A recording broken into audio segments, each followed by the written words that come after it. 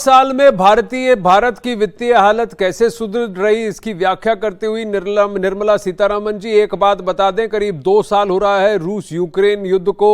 अगर आप तेल की कीमतें देखेंगे, गैस की कीमतें देखेंगे यूरोप में और कई सारे देशों में, और उसकी व्याख्या, उसका कंपैरिजन भारत के साथ करेंगे तो आप देखेंगे कि जो प्राइसेस 2-2.5 साल पहले थे उसके करीब ही हैं, बतौर कुछ स्टेट्स के जो लार्जली विपक्ष के द्वारा चलाए जा रहे हैं, मध्य प्रदेश को छोड़कर, जहां पर लोकल टैक्सेस की वजह से दाम ज्यादा हैं। लेकिन भरतपुर में अगर आप रहते हैं तो मथुरा की तरफ आइए, 16 रुपए सस्ता पेट्रोल हो जाता है। वही अरुण सिंह बताइए, आज विपक्ष की तरफ से कितनी अटेंडेंस रहेगी? 4 बजे अगर प्रधानमंत्री बोलेंगे तो क्या विपक्ष हाजिर होगा? देखिए आनंद, अभी जब मैं आपके पास जुड़ने के लिए आ रहा था लोकसभा से, तो राहुल गांधी पहुंचे हैं लोकसभा में, जिनका इंतजार सत्ता पक्ष को भी रहता होगा। तो राहुल गांधी पहुंच गए हैं। प्रधानमंत्री 4 बजे से कुछ पहले आएंगे। निर्मला सीतारमण, नितिन गडकरी, राजनाथ सिंह, अमित शाह, पूरी जो बड़े नेताओं की बैटरी है सत्ता पक्ष की तरफ से, वो ट्रेजरी बेंच पर मौजूद है। विपक्ष की तरफ अधीर रंजन चौधरी सहित जो बड़े नेता हैं वो भी मौजूद हैं। राहुल गांधी भी पहुंच गए हैं। तो अब बड़ा दिलचस्प नजारा लोकसभा का होगा। 4 बजे जब प्रधानमंत्री बोलते हैं उस वक्त किस तरह का सदन का माहौल होता है, देखने वाली बात होगी। देखिए, सदन में बहुत ऐसे समय आए हैं जब हास परिहास होता है, टीका टिप्पणी होती है, जिसे अभी आपने देखा कुछ देर पहले निर्मला सीतारमण की तरफ तंज कसते हुए विपक्ष की तरफ से कहा गया कि राज्यसभा से इंपोर्ट करना पड़ता है आपको मंत्रियों को, और निर्मला सीतारमण ने जब कहा कि आपको तो प्रधानमंत्री इंपोर्ट करना पड़ता था राज्यसभा से, तो सदन में ठहाके गूंजने लगे, दोनों तरफ के लोग हंसने लगे। ये बड़ी ही दिलचस्प एक तरह से तस्वीर और एक तरह से बातचीत थी। इस तरह के मौके आते रहे हैं। इतनी बिटरनेस सदन में होती नहीं, और अगर होती है तो कुछ देर बाद वो खत्म हो जाती है। सारे नेता, हम जो अपनी आंखों से देखते हैं आनंद, आप गर्मा गर्म जो बहस देखते हैं, दर्शक देखते हैं, और आप भी जानते हैं, जैसे ही सदन स्थगित होता है, सत्ता पक्ष और विपक्ष के नेता एक दूसरे से बात करते हुए सेंट्रल हॉल में एक दूसरे के साथ बैठे हुए दिखते हैं।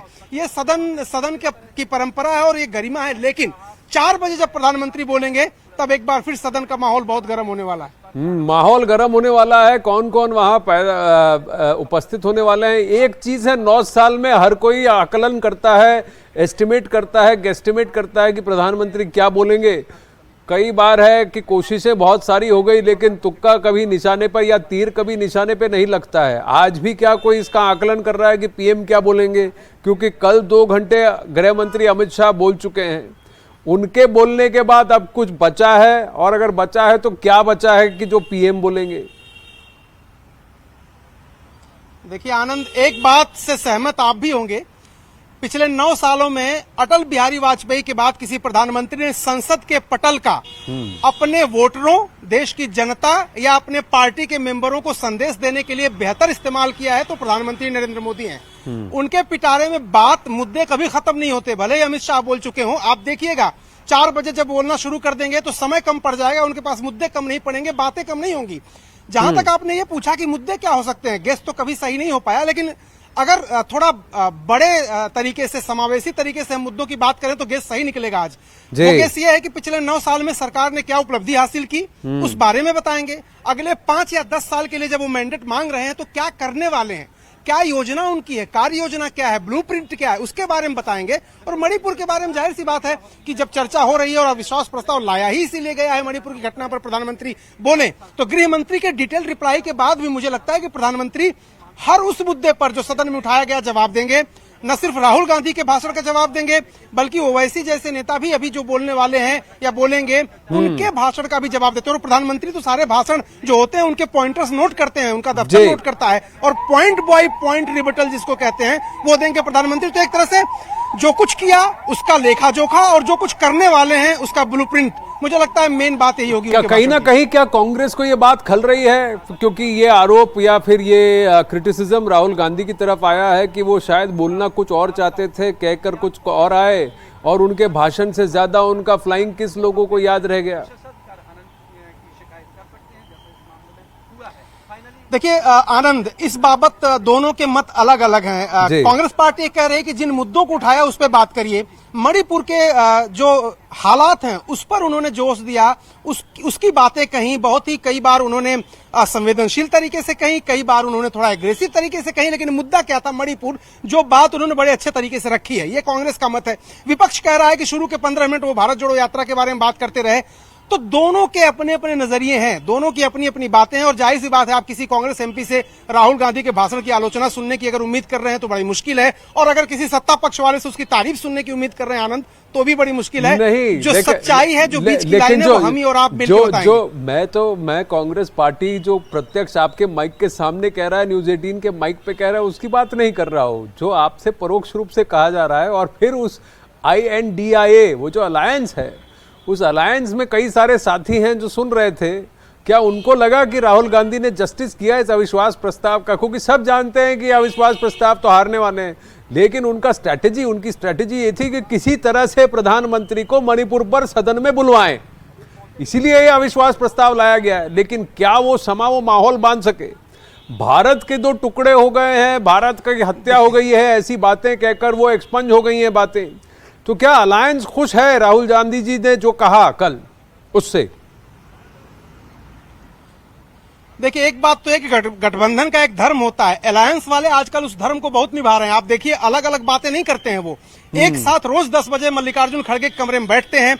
मैंने वो समय भी देखा था जब राहुल गांधी का नाम आते ही तृणमूल कांग्रेस या कई ऐसे दल थे जो अलग तरीके से कमेंट करते थे, या फिर उनके बातचीत करने का अंदाज अलग हो जाता था। लेकिन अब भारत जोड़ो यात्रा के बाद और कर्नाटक के चुनाव के जीत के बाद अपोजिशन को भी लग रहा है कि राहुल गांधी के पीछे खड़े रहने में ही भलाई है। और एक बात और आपको बता रहा हूं मैं, जब राहुल गांधी उस दिन आ रहे थे, डिस्क्वालिफिकेशन उनकी खत्म हुई, जब गेट नंबर 1 पर आने वाले थे, तो मुझे तो बड़ा आश्चर्य हुआ, क्योंकि मैंने बड़े बड़े नेता विपक्ष के जो कभी राहुल गांधी के नाम पर नाक बहुत सिकोड़ते थे, वो भी खड़े थे स्वागत के लिए। और ये देखिए कि वो 20 मिनट तक खड़े रहे वहां पर। तो इंडिया गठबंधन के नेताओं को ऐसा लगता है कि राहुल गांधी के बारे में जो कुछ भी उनकी राय हो, लेकिन फिलवक्त 2024 से पहले वही एक बड़े नेता हैं जिनके पीछे खड़े हो सकते हैं। और उसके पीछे की वजह है कि वो ये कहते हैं कि वो प्रधानमंत्री मोदी से डायरेक्ट उनसे मुखातिब होते हैं, डायरेक्ट सवाल पूछते हैं। बाकी दलों में इस तरह के नेता नहीं है, ये बात करते हैं। इसलिए खुल करके इंडिया गठबंधन के किसी व्यक्ति ने इस भाषण की आलोचना नहीं की है, बल्कि सबने इससे पहले कि अखाड़ा में खबरों का सिलसिला और संसद से ही जुड़ा है, आगे बढ़ा है, मैं जल्दी से आपसे जानना चाहता हूं, एक पासिंग फ्रेम में कल आप मुझे दिखे जब राहुल गांधी बाहर निकल रहे थे। मेरा बहुत मन था कि मैं आपसे पूछूं, जब सदन से बाहर निकल रहे थे अपने भाषण के बाद, तो उन्होंने आपसे क्या कहा जब वो सीधे गाड़ी में बैठे, आप वहां खड़े हुए थे, आपने पूछा ये फ्लाइंग किसके लिए था? देखिए आनंद, जब वो आते हैं और जब वो जाते हैं तो हम लोग कोशिश करते हैं कि उनसे जो ज्वलंत मुद्दे हैं या जो उनसे संबंधित मुद्दे हैं उस पर उनकी राय जाने। कई बार वो मुस्कुरा के चले जाते हैं, कई बार कहते हैं धैर्य रखिए, इतनी जल्दी क्या है भैया, और ये कहते हुए वो गाड़ी में बैठ जाते हैं। कल जब वो भाषण देके निकल रहे थे और हमने पूछने की कोशिश की कि आपके भाषण के बाद इस तरह की बात हो रही है, वो मुस्कुराते हुए बोले मुझे राजस्थान जाना है, जल्दी ले लो भैया, गाड़ी लेट हो जाएगा, देर हो जाएगी, क्योंकि वहां हजारों लोग उनका इंतजार कर रहे थे। तो कल उस बात पर उन्होंने कुछ नहीं कहा, और आज जब आए तो भी वो जल्दी से चले गए अंदर सदन के। लेकिन निकलेंगे तो जरूर मैं आपका सवाल उनके सामने रखूंगा। अरुण, आप बने रहिए, वापस